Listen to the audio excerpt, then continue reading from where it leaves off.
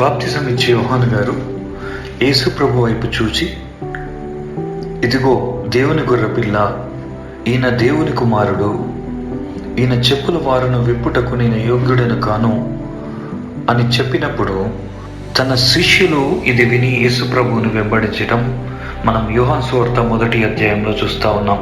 ఆ శిష్యులు ఎవరో కాదు, పేతురు, యోహాను గారు. బాప్తిజం ఇచ్చే యోహాను గారు యేసు ప్రభు వారిని ఘనపరచటం చూస్తూ ఉన్నాం. తనకంటే అధికముగా, హెచ్చుగా ఎక్కడ కూడా బాప్తిజం ఇచ్చే యోహాను గారు తగ్గిపోతారనే ఫీల్ కాలేదు.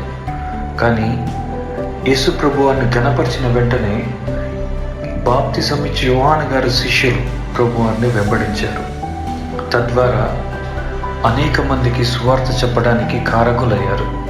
యేసు ప్రభు వారు ఆరోహణమైన తర్వాత కూడా పేతురు, యోహాను గారు గొప్ప పరిచర్య చేశారు, గొప్ప సువార్త ప్రకటన చేశారు. మరి ఈ రోజుల్లో మనము యేసు ప్రభు వారిని వెంబడిస్తున్నామా, లేకపోతే యేసు ప్రభు వారికి శిష్యులుగా ఉంటున్నామా? ముఖ్యంగా సామాజిక మాధ్యమాల్లో అయితే ఘోరంగా ఒకరిపై ఒకరు దూషణలు చేసుకుంటూ ఉన్నారు. అందరూ కలిసి క్రైస్తవ సమాజాన్ని స్థాపించవలసింది పోయి, యేసుప్రభు యొక్క సువార్తను ప్రకటించవలసింది పోయి, అది పక్కకి పెట్టి ఒకరి మీద ఒకరు దూషణ చేసుకుంటూ సాతాను వలలో చిక్కుపడి ఉన్నారు. మనం వెంబడించాల్సింది క్రీస్తుని. యేసుప్రభు వారు ఈ లోకంలోకి ఎందుకు వచ్చారో ఆ యొక్క ప్రణాళికని, ఆయన యొక్క ఉద్దేశాన్ని మనం మర్చిపోతూ ఉన్నాం.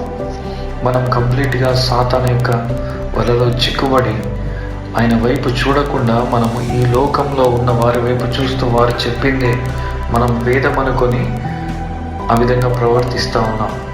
నేటి క్రైస్తవ సమాజం ఎటుపోతూ ఉంది, అన్ని జనులలో దూషణ పాలవుతూ ఉన్నది.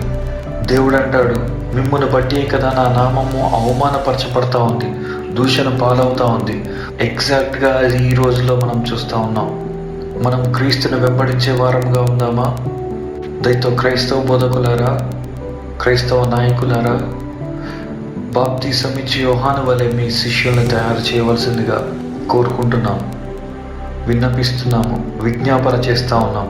యేసు ప్రభుని అనుసరించే వారిగా, యేసు ప్రభుని వెంబడించే వారిగా మీకు శిష్యులని, మిమ్మల్ని వెంబడించే వారిని తయారు చేయవలసిందిగా మిమ్మల్ని ప్రార్థిస్తూ ఉన్నాను. దేవుడు మనందరిని దీవించిన గాక. ఆమేన్.